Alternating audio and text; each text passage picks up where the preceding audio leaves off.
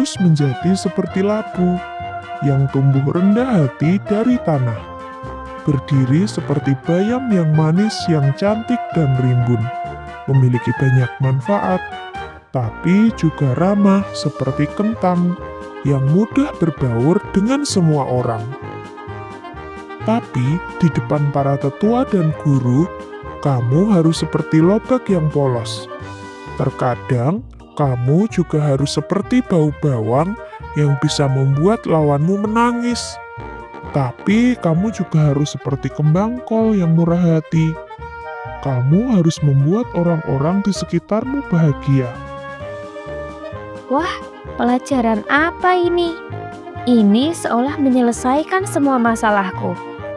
Ternyata sayuran itu ada banyak ya.